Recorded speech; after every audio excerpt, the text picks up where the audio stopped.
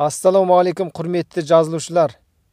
Барлықтарыңыздың сұрақтарыңыз бойынша жылқы малының тірі дене салмағын есептеу формуласымен бөлісуді жөн көрдім.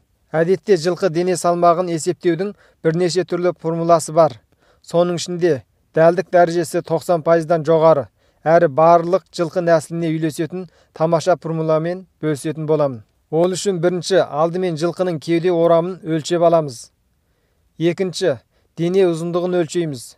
Үшінші, енді мына формулаға салып есептейміз. Яғни кеуде орамының квадратына дене ұзындығын көбейтіп, одан шыққан шығындыны 11880-ге бөлеміз. Сонда сіздің жылқыңыздың дене салмағы шығады. Мысалы, жылқыңыздың кеуде орамы 209 см болса, оның квадраты 43681 болады.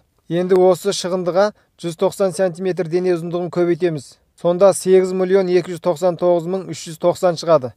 Енді бұл санды 11880-ге бөлеміз. Шығындысы 698,6 кг.